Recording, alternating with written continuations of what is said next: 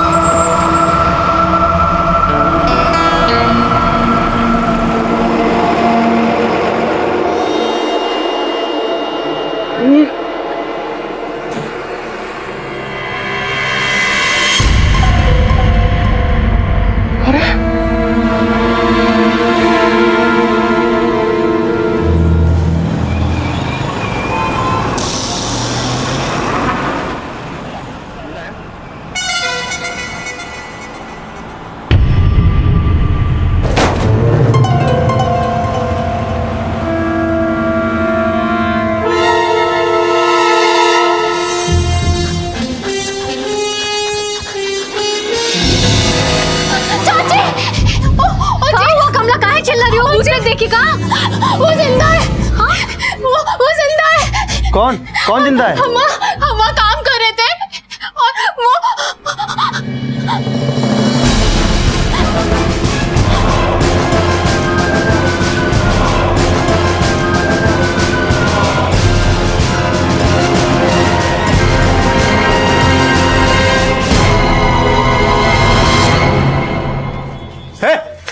कहाँ घुसा रहा है? कौन है तू?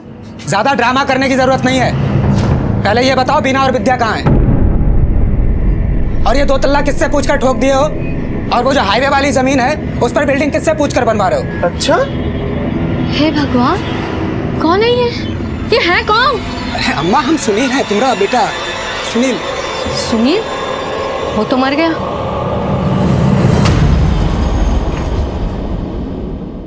तुम्हारे सामने साक्षात खड़े हैं। अम्मा कैसे? कहाँ जा रहा है? हा? ये बहरूपिया है। आप लोगों को पता है ना, 5 साल पहले अपने छोटे भाई का इन्हीं हाथों से क्रियाक्रम किए हैं। पता है ना आप लोगों को?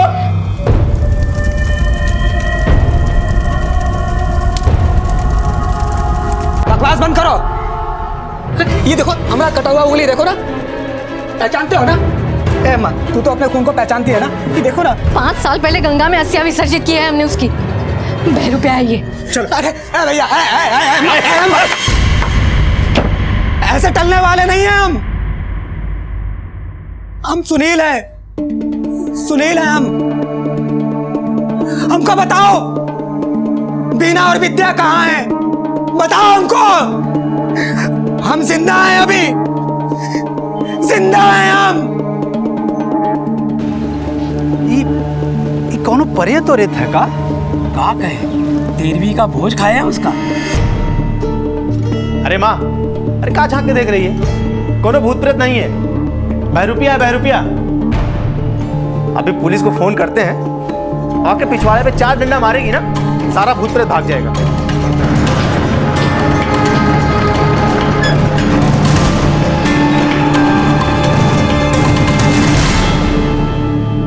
क्या हो रहा है ये?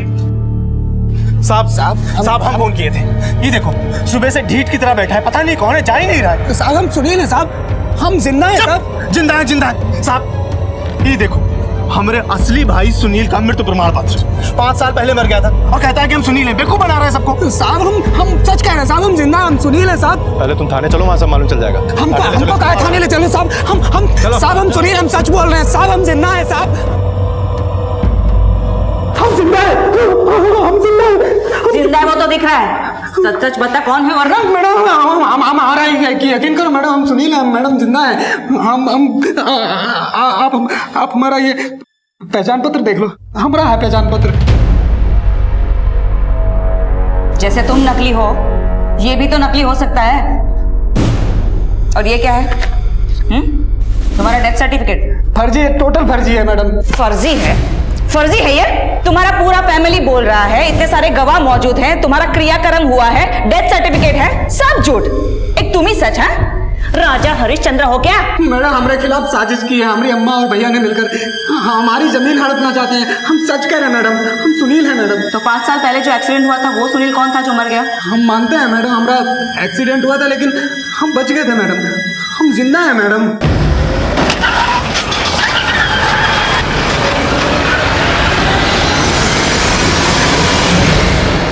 और होश आया 5 साल बाद। मैडम होश तो हमको सप्ताह भर में ही आ गया था अस्पताल में।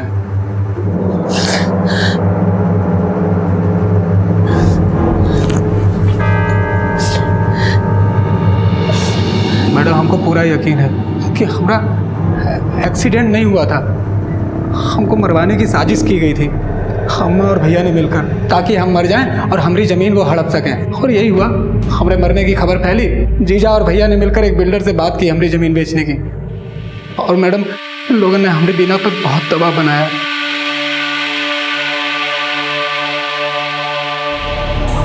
हमको लगने लगा कि अब यहाँ रहना खतरे से खाली नहीं है।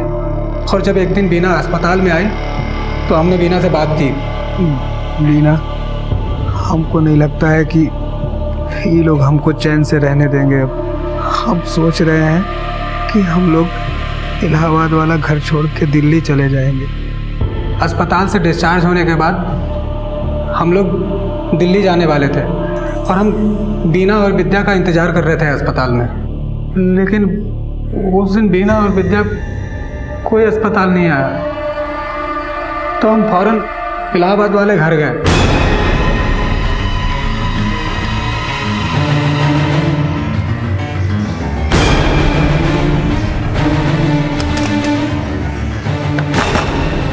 वहाँ देखा दरवाज़ा पहले से ही खुला था।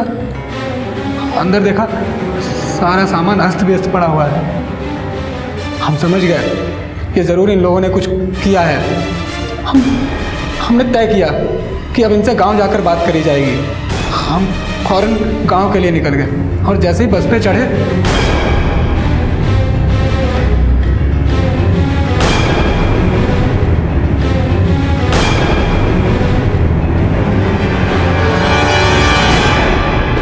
ये सब हमारे भैया और जीजा का किया धरा है। पूरे 5 साल फर्जी सजा काटने इलाहाबाद जेल में, और जब जेल से छूटे तब से अपने बीवी बच्चों को खोज रहे। पता नहीं हमारी बेटी और हमारी बीवी कौन हाल।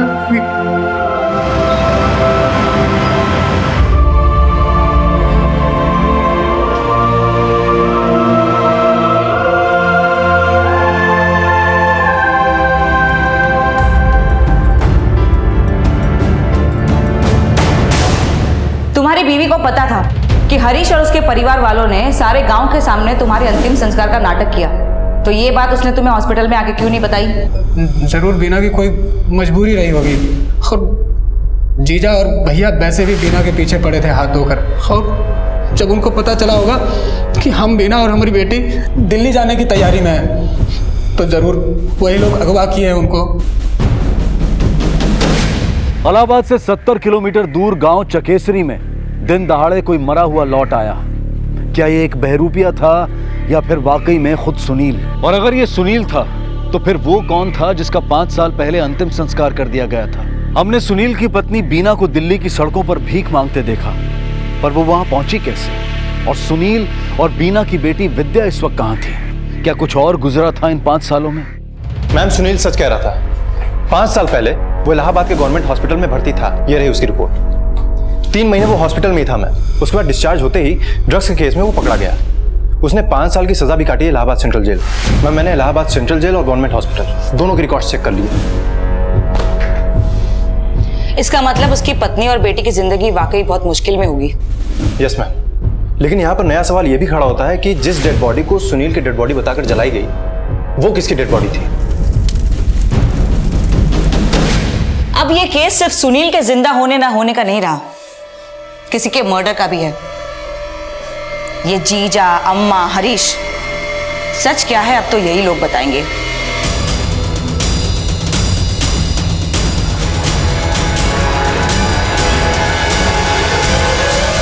सितंबर 2010 को आपके भाई की मौत हुई थी, कैसे पता चला आप लोगों को? मैडम फोन आया था, हम खेत में काम कर रहे थे, बोली कि सुनील का एक्सीडेंट हो गया है, डेथ हो गई है उसकी। खबर सुनते हमारा तो प्राण ही निकल गया।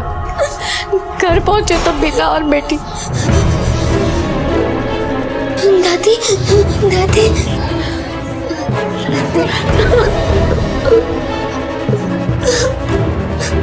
हम लोग पहुंचे तो बीना बोली कि 1.5-2 घंटा पहले ही डॉक्टर सुनील को मृत घोषित कर दिया था। लाश भाई की थी या नहीं ये भी ध्यान नहीं दिया आप लोगों ने? नहीं मैडम, वो भाई का ही लाश था।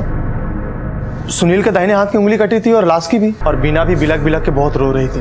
विद्या भी सदमे में थी। तो इसका मतलब कि जो आदमी लॉकअप में हमारे यहाँ बंद है वो अगर सच में सुनील है तो 5 साल पहले सुनील की मौत का नाटक बीना ने रचा। हाँ मैडम, संभव है। वो ऐसा क्यों करेगी? त्रिया चरित्र और क्या? ये सब कुछ आपके अलावा किसी और ने देखा था?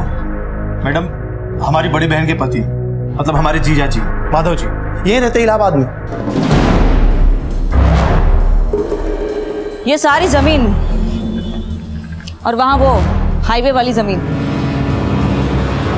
इसी जमीन के टुकड़े की वजह से झगड़ा था ना आप लोगों के? अरे नहीं नहीं मैडम, कोनो झगड़ा नहीं था। वो पिताजी के देहांत के बाद पैसे की थोड़ी तंगी आ गई थी, इसलिए हम ये टुकड़ा बेचना चाहते थे जमीन का। सुनील बेचने नहीं देना चाहता था, वो जिद पे अड़ा हुआ था। उसके मरने के बाद एक दिन बीना आई और वो बोली कि जमीन का टुकड़ा बेचना है, वो तैयार थी। बीना को हिस्सा दिया था जमीन का? हाँ मैडम, पूरा 50 लाख। उसका कोई रसीद या कोई कागज? मैडम ये तो घर की बात थी, उसमें काहे की रसीद? बड़ी हैरानी की बात है हरीश बाबू, तुम्हारी भाई की लाश को तुम में से किसी ने पहचाना नहीं।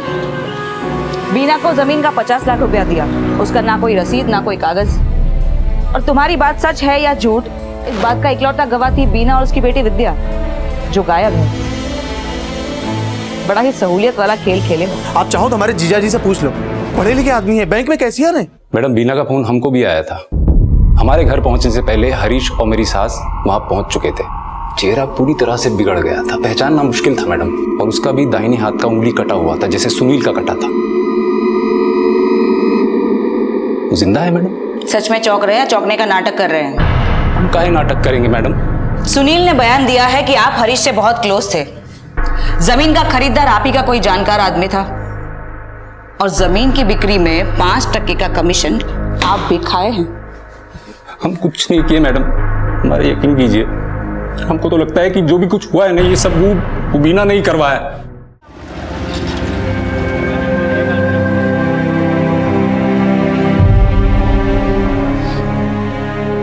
एक काम करो, बीना और विद्या की तस्वीरें सारे थानों में भिजवा दो, क्योंकि ये दोनों का मिलना हमारे केस की सबसे जरूरी कड़ी है।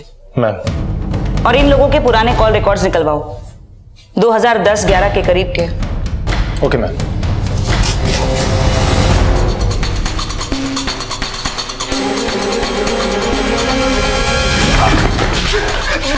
अरे हमको मार खा रही है मैडम, और हमको फिर से काहे बुलाई? उसने तो सब सच बता दिए थे। ये लो तुम्हारे कॉल रिकॉर्ड। एक्सीडेंट वाले दिन बीना ने तुमको नहीं, तुमने बीना को फोन किया था।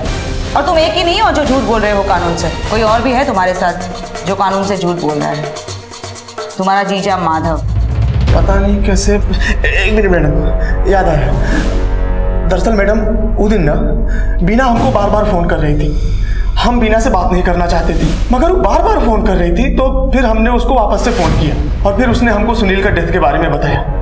फिर हमने जीजा को फोन करके सुनील का डेथ के बारे में बताया। एक तो अपने ही भाई का एक्सीडेंट करवाया, ऊपर से उसको मरा हुआ साबित किया, उसकी बीवी और बेटी को कहीं गायब करवा दिया, और जमीन के जो 1.25 करोड़ रुपए मिले वो भी खुद ही डकार कर गए। ये एकदम झूठ है। सच ये है कि मातम के 15 दिन के बाद बीना घर आई थी।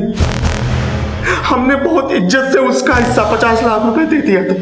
नहीं नहीं मैडम, बीना ऐसा नहीं कर सकती है। हम जानते हैं बीना को अच्छी तरीके से। ये सब हमारे भैया और अम्मा की करतूत है। पहले हमको फंसा, अब हमारी बीना को भी फंसा रहे हैं। सच क्या है और झूठ क्या है ये तो बीना के सामने आने पर ही पता चलेगा। लेकिन अगर उसने 50 लाख रुपए लिए हैं तो इस वक्त तो वो ऐशो आराम की जिंदगी बसर कर रही होगी। 4, 6, 8, 9। ये सुन, बेसमेंट में चलेगी क्या? 500 दूंगा। चल 100 रुपये ले ज़्यादा ले बढ़ा के। अब चल ना। क्या? चल अब तो चल। चल 600। अरे क्या हुआ? चल ना, 600 दे रहा हूँ अब तो। 600 रुपये है, रख ले, काम हो जाएगा तेरा। भूख से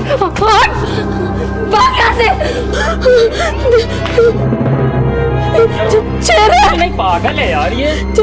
छेड़ रहा है हमको, छेड़ रहा है ये।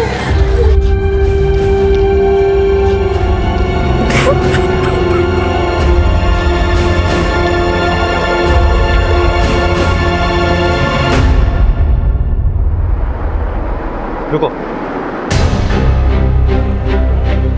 मैम, यही है श्री लक्ष्मी नारायण अपार्टमेंट। हरीश के मुताबिक बीना गांव से आने के बाद यहीं पर शिफ्ट हुई थी। ये फ्लैट मेरा ही है और मैंने ही बीना को ये फ्लैट किराए पे दिया था। उसके पति की रोड एक्सीडेंट में मौत हो गई थी, कुछ याद है आपको? हाँ सर, बिल्कुल याद है। बीना की जोर जोर से रोने की आवाज आई।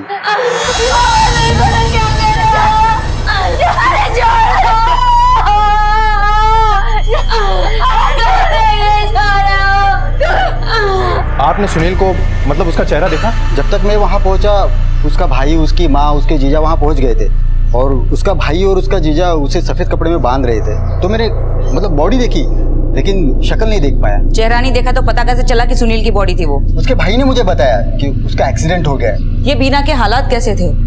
रुपया पैसा सब? नहीं मैडम, हालात तो बहुत खराब थे। मतलब 2 महीने का किराया भी बाकी था तो उसने फ्लैट खाली कर दिया। बीना जब तक यहाँ रहती थी कोई और भी आता था उसे मिलने के लिए? सुनील का भाई और उसके जीजा आते थे कभी कभी।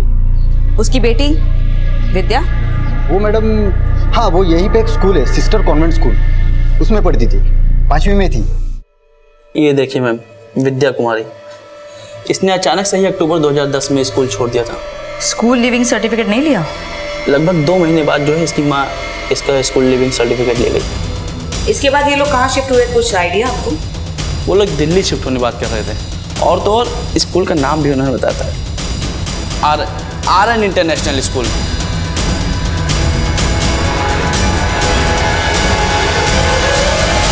जी हाँ, यहाँ एडमिशन की बात हुई थी विद्या की। पिछले स्कूल के ट्रांसफर सर्टिफिकेट लाने के लिए बोला था हमने उसकी मदर को। जनवरी 2011। कोई कॉन्टैक्ट एड्रेस दिया था क्या आपको? एक मिनट मैम, एक लोकल एड्रेस दिया था विद्या की मदर ने। हमें वो एड्रेस चाहिए।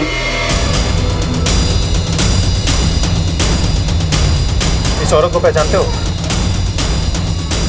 हाँ सर, 4-5 साल पहले ये लोग इस मकान में रहते थे सर। तो अभी ये माँ बेटी कहाँ गए? मालूम नहीं साहब, एक रोज एक आदमी आता साहब, इस औरत के साथ बहुत झगड़ा किया। मेरी बेटी को छोड़। छोड़ मेरी बेटी को विद्या। छोड़। और इसकी बेटी को साथ लेकर कहीं चला गया। कौन था वो आदमी? शक्ल याद है उसकी? 4-5 साल हो गए मैडम, रात का अंधेरा था, ठीक से मैं उसको देख नहीं पाया। ये बीना को 50 लाख रुपए देने वाली बात एकदम झूठी है, क्योंकि अगर उसे 50 लाख रुपए मिलते तो वो माँ बेटी इस तरह से दर दर की ठोकरें नहीं खाती। मुझे तो इस केस में बीना ही विक्टिम लगती है। सुनील की माँ, हरीश और माधव, ये तीनों मिले हुए हैं। पहले उन्होंने सुनील का एक्सीडेंट करवाया, पर जब सुनील बच गया तो उन्होंने किसी और की डेड बॉडी को सुनील की डेड बॉडी बताई। उन्होंने बीना को फोर्स भी किया कि वो सबके सामने इस डेड बॉडी को सुनील की डेड बॉडी बताए। डेथ सर्टिफिकेट के बिना पे सारा पैसा हड़प लिया और फिर बीना और विद्या को कहीं गायब कर दिया। यही नहीं, सुनील के हॉस्पिटल से डिस्चार्ज होने के बाद उसे झूठे ड्रग्स के केस में फंसा दिया। बहुत दूर तक सोचकर ये सब प्लानिंग की गई थी। लेकिन बीना और विद्या का मिलना बहुत जरूरी है, वरना हमारे लिए फैमिली के खिलाफ सबूत जुटाना बहुत मुश्किल हो जाएगा। एक काम करो, दिल्ली के सारे पुलिस थानों में इनकी तस्वीरें भेज दो। हर धर्मशाला, हर होटल, हर सड़क पे चेक करवाओ, पता करो बीना और विद्या कहाँ हैं।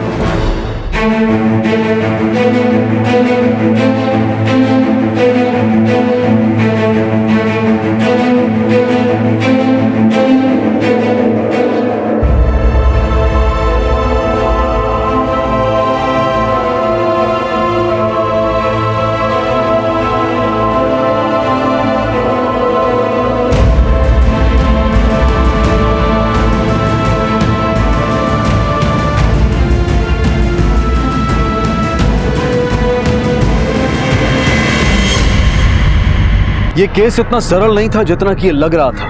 इसकी गहराइयों में जा पाना उतना आसान नहीं था। पुलिस के सामने कई सवाल मुंह उठाए खड़े थे। कहां थी विद्या और विद्या की मां बीना? वो किसकी लाश थी जिसे 5 साल पहले सुनील मानकर जला दिया गया था? इन सवालों के जवाब पुलिस ढूंढ रही थी और उधर सुनील की मुश्किलें कम होने का नाम नहीं ले रही थी। कहाँ आए हो तुम लोग इधर? देख बेटा, माना तुम सुनील हो, पहचानने में थोड़ी गलती हुई हमारी। जाने दो ना, छोड़ दो सब, केस वापस ले लो। सुबह शाम थाने जाकर तंग आ चुके हैं। मारे अम्मा, पहले भी बड़के भैया की तरफदारी और आज भी इनको बचाने की कोशिश कर रही है। अब केस एक ही शरत पे वापस होगा। एक मिनट, का शरत? पहले तुम हमको ये बताओ, बीना और विद्या कहाँ है? कहाँ किडनैप करवा के रखे हो उनको? मरवा दिया या बेच दिया उनको? भाई कहाँ बकबक कर रहा है? हम कुछ नहीं जानते उनके बारे में। अरे जानते कहाँ नहीं है? आप ही तो कागज पे दस्तखत करवाए थे उससे, हैं? हम हॉस्पिटल में, ये भी तुमको पता था। ब्लैकमेल किया उनको, हमरे बैग में ड्रग्स रखवा दिए और हमको गिरफ्तार भी करवा दिए। मुंह तोड़ देंगे तुम्हारा साले। यहाँ लगा रहे हो हरीश, मारेंगे इसको। यहाँ लगा रहे हैं हम।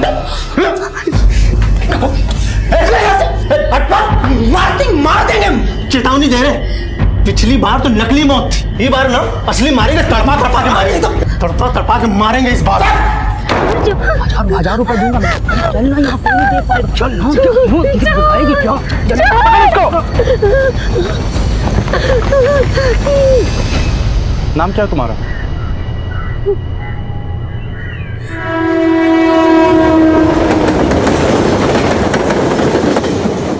हम हरीश को फोन नहीं किए, ना कोई मिस्ड कॉल दिए।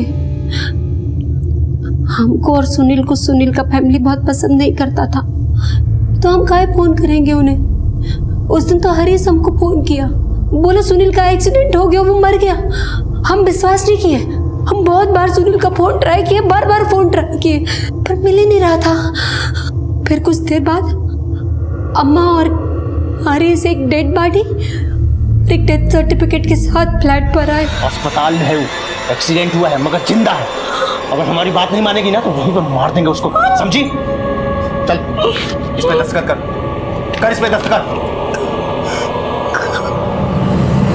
और मैडम हम फिर भी माने नहीं उसकी बात, हम मना कर दिए।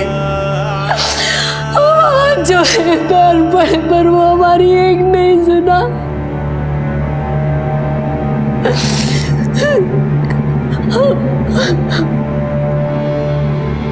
हमारे पास कोई रास्ता नहीं था मैडम।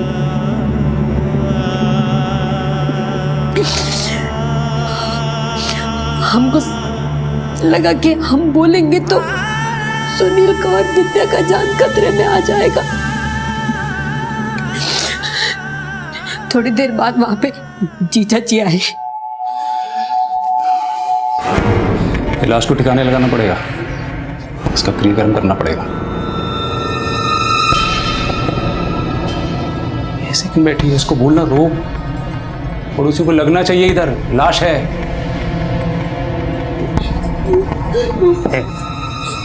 जोर जोर से रो, समझ गई?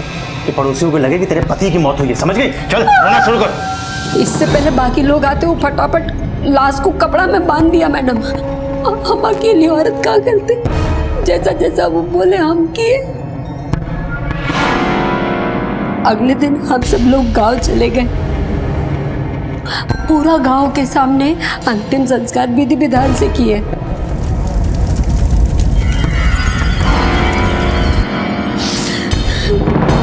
हमसे जबरदस्ती वो कागज पर दस्तखत भी करवाया वो हरीश। फिर हम गांव से इलाहाबाद वापस आ गए। अस्पताल जाके इनसे मिले, बहुत चोट आया था इनको। यहाँ से विद्या का नाम कटवाया और दिल्ली के एक स्कूल में बात कर ली है हम लोगों ने। 3 महीना बाद जब सुनील डिस्चार्ज हुए तो हमको बस स्टैंड पे जाके मिलना था उनसे दिल्ली जाने के लिए। पता नहीं कैसे वो हरीश फिर फ्लैट पे आ गया। कहाँ जा रही है? दिल्ली? तुझे क्या लगा हमें पता नहीं चलेगा, चुपचाप भाग जाएगी? हमको जाने दो, हम किसी को कुछ नहीं बताएंगे। हमको पैसा भी नहीं चाहिए, आप सब रख लो बस। हमको जाने दो। पक्का किसी से कुछ नहीं कहेगी? नहीं नहीं बिल्कुल नहीं। सुनील को भी कुछ नहीं बताएंगे हम। पता नहीं कैसे उसका मन बदल गया, बोला चलो हम तुमको छोड़ के आते हैं बस स्टैंड पर। फिर क्या हुआ? फिर वो हरीश हमको इनसे मिलाने की बजाय दिल्ली लेके चला गया। वहाँ एक बस्ती दौला कुआं, वहाँ हमको एक किराए का मकान भी दिलाया। बोला सुनील यही आएगा, वो पैसा लेके आ रहा है। इलाहाबाद आने की जरूरत नहीं अब, वरना इस बार सुनील को सच में मार देंगे। उसके बाद हम पूरा एक महीना इंतजार किए मैडम, सुनील नहीं आए। रोज सोचते थे आज आएंगे कल आएंगे। एक रात हरीश फिर आया। हम पूछे कहाँ है हमारा पति, तुम बोले थे आएगा, आया ही नहीं अभी तक। अंदर रहना, और शोर करेगी ना तो जान से मार दूंगा। मैं हमको छोड़ दो, हम आपका हाथ जोड़ते हैं। हमको जाने दो ना, आप काहे कर रहे हैं ऐसा? हमको जाने दो, हमको जाने दो।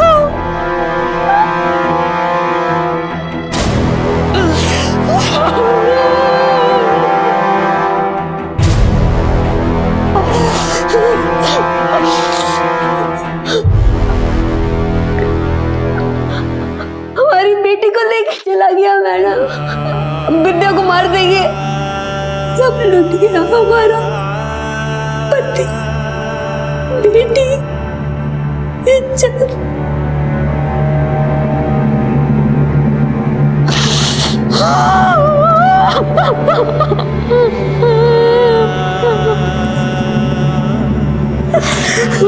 आपकी जिंदगी में वाकई बहुत तकलीफ आई है, लेकिन अभी भी एक उम्मीद बाकी है आपके लिए। सुनील जिंदा है।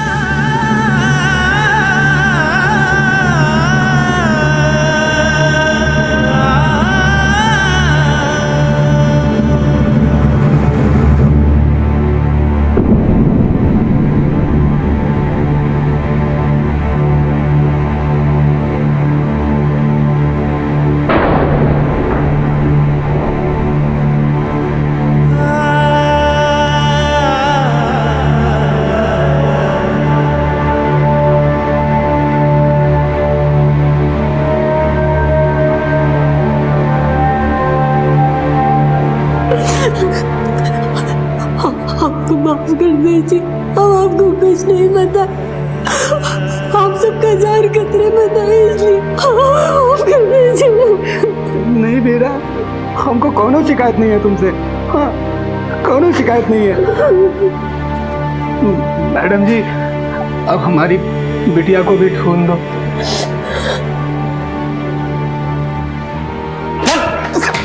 साहब,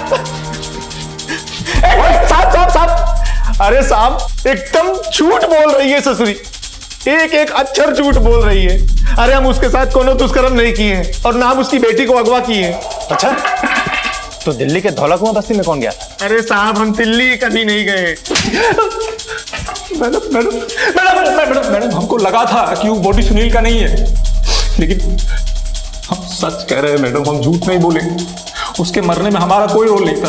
हाँ, उसके मरने से हमको फायदा जरूर था। अगर वो जमीन बिकता तो 5% का कमीशन तय था। वो जिद्दी सुनील वो जमीन बेचना ही नहीं चाहता था। मैडम हम किसी को नहीं मारे हैं। हाँ, जो हुआ उसमें हम पार्टिसिपेट किए थे। इसका मतलब हरीश और उसकी अम्मा ने मिलकर ये कांड रचा है। हाँ, हो सकता है मैडम। बीना के रेप के बारे में कुछ जानते हो? बीना के साथ दुष्कर्म 4-5 साल पहले हुआ है और हमारे लिए अब ये साबित करना कि दुष्कर्म हुआ था ये बहुत मुश्किल हो जाएगा। और केवल 4 ही लोग सच जानते हैं, बीना, विद्या, अम्मा और हरीश। मैम, आपको लगता है कि बीना झूठ बोल रही है? यकीन के साथ तो नहीं कह सकते, लेकिन लोग यहाँ पे बहुत सारी बातें कर रहे हैं। रोज रोज स्टेटमेंट बदले जा रहे हैं। आज एक बात बोलते हैं तो कल ठीक उससे उल्टी। मुझे लगता है इस केस का एक नहीं कई सारे सिरे हैं और हमें जरूरत है सही सुराग के सही सिरे को पकड़ने का। मेरे ख्याल से 2 सिरों के आधार पर हम इस केस की तहकीकात को आगे बढ़ा सकते हैं। सबसे पहला सिरा ये कि हरीश उस लाश को उस फ्लैट में कहां से और कैसे लाया। एक काम करो, सभी लोकल थानों में जाकर वहां का मिसिंग रिकॉर्ड चेक करो, पता करो कि इस तारीख के आसपास 5 साल पहले किसी की गुम होने की रिपोर्ट दर्ज हुई है। और दूसरा सिरा? विद्या। विद्या कहाँ है? कल रात का कस्टमर बहुत खुश नहीं हुआ तुझसे, बोला मजा ही नहीं आया। और आपने जैसा बोला था मैंने वैसा ही किया। पहले बात सुन मेरी, ज्यादा जुबान मत लड़ा।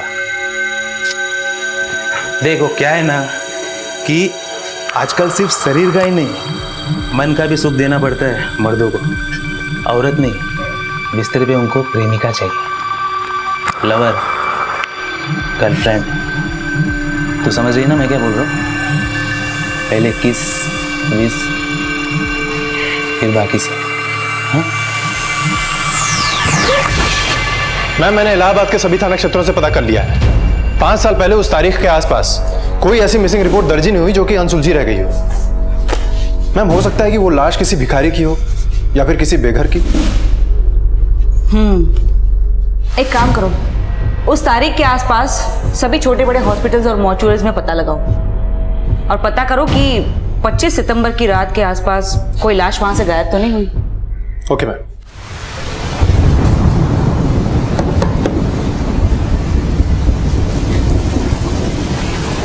बस बस, पता नहीं तकदीर भी कहाँ खेल खेल रही है। एक बेटा घर में होता है तो दूसरा जेल में। अच्छा, हरीश के लिए अभी भी तुम्हारा छाती फट रहा है? आओ। नीचे रुकने की कोई जरूरत नहीं है, तुम दोनों ऊपर वाला कमरा ले लो।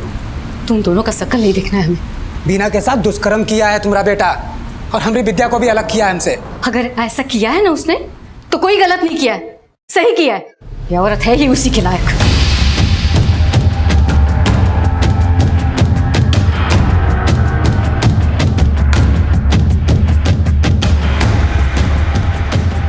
साहब 2010 में एक यहाँ से लाश लापता तो हुई थी, काफी हंगामा भी हुआ था।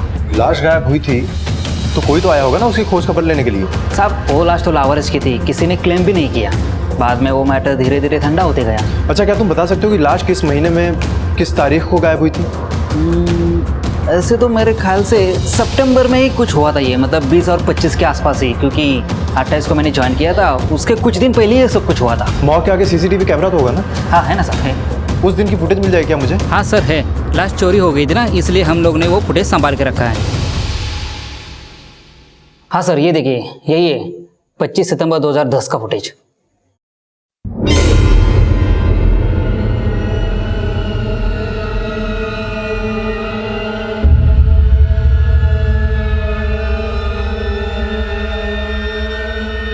एक मिनट, थोड़ा सा पीछे करो। बस पॉज करो यार। ये वार्ड बॉय कौन है? सर अगर ये रेगुलर बेसिस पे होंगे तो इनका रिकॉर्ड मिल सकता है, लेकिन डेली बेसिस पे आए होंगे तो मुश्किल है, रिकॉर्ड नहीं मिल सकता सर। इस सीसीटीवी कैमरे की फुटेज निकलवाओ, और ये जो आदमी डेड बॉडी खरीद रहा है उसकी फोटो सारे थाने में सर्कुलेट करो।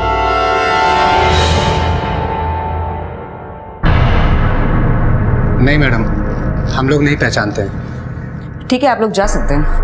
नमस्ते मैडम।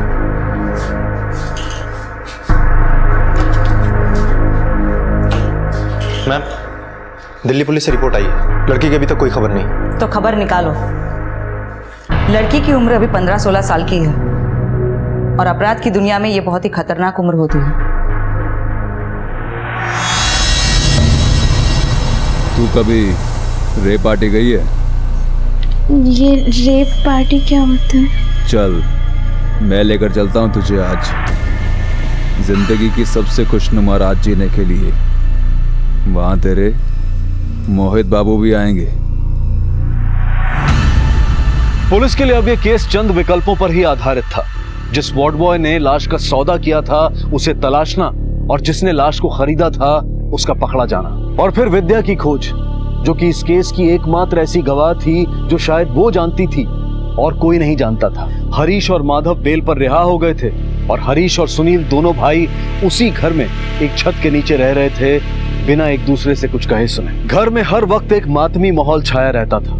ऐसा लगता था कि सच कभी सामने आएगा ही नहीं, न्याय कभी मिलेगा ही नहीं। और फिर एक रोज चकेसरी थाने में पुलिस के पास एक कॉल आया। मैम, दिल्ली के पुलिस स्टेशन से फोन आया था। वहां पर मेहरौली में एक फार्म हाउस से रेड पड़ी है। रेप पार्टी चल रही थी वहां पे। कुछ लोगों को गिरफ्तार भी किया गया है। 2-3 कॉल गर्ल्स भी हैं उसमें, लेकिन उनमें से एक कॉल गर्ल अपनी उम्र 15 से 16 साल बता रही है और अपना पता उसने बताया है चकेसरी, जिला इलाहाबाद का। उनसे कहो कि उस लड़की को वहां से निकलने ना दें। Okay ma'am. कोई और भी है उसके साथ? मैम, एक कस्टमर था और कोई एक मोहित नाम का आदमी भी।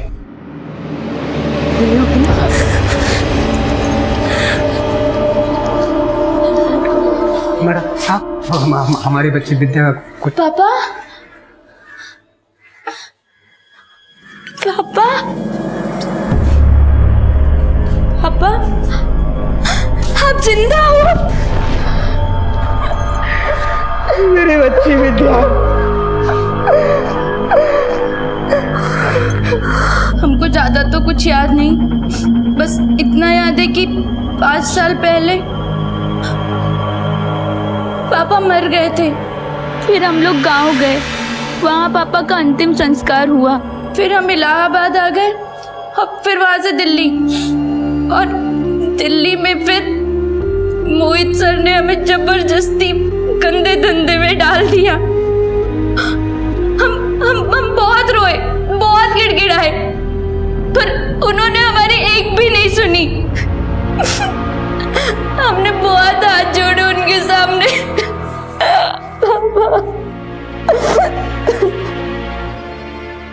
मोहित। जी मैडम। ये लड़की विद्या कहाँ मिली तुम्हें? मैडम, मुझे कुछ भी नहीं पता। मैं तो मेहरौली पार्टी अटेंड करने गया था। उस लड़की को मैं नहीं जानता मैडम, विश्वास कीजिए मेरा, इस मामले में मेरा कोई रोल नहीं है। तुम्हें दिखाते हैं तुम्हारा इस मामले में क्या रोल है। ध्यान से देख। अब सब कुछ सच सच बताना है या खातिर की जाए तुम्हारी? अरे मैडम, बता दो मैडम, बता दो। उस रोज सुनील का एक्सीडेंट मैंने किया था।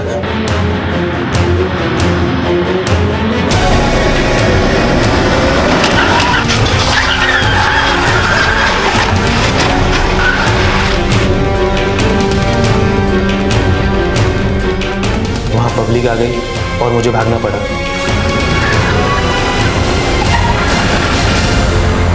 मेरा काम अधूरा रह गया और ये बताने के लिए मैंने फ़ोन लगाया। फिर हमने एक नया प्लान बनाया, एक दूसरी लाश लेने की। मैं हॉस्पिटल गया और पैसे देके एक नई लाश खरीदी। अब पत्थरों से उसका सर कुचल दिया और उसकी उंगली काट दी। फिर मैंने उसके हाथ पे गाड़ी चला दी ताकि लोगों को ऐसा न लगे कि उसकी उंगली ताजी कटी है। किसके लिए किया ये सब? किसके लिए किया? मैडम, तुम्हारी पत्नी बीना कहाँ है? साहब अभी थोड़ी देर पहले बाहर गई।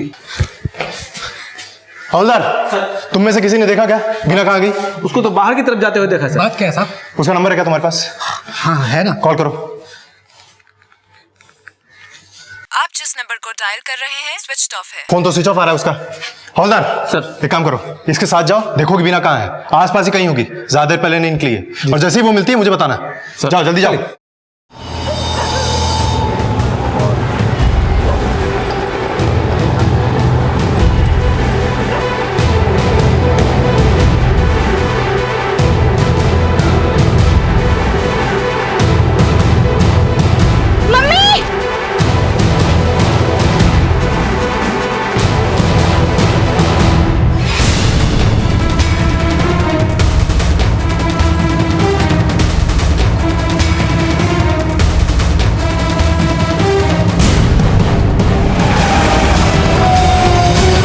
मैडम, मैं यहाँ इलाहाबाद आया था। ये औरत बीना मुझे यही मार्केट में मिली। अपने पति से बोर, अपनी शादी से बोर, कहती थी कि दिन भर बिजी रहते। हम मिलने लगे। कहाँ मिलते थे? होटल में कमरा बुक करते थे।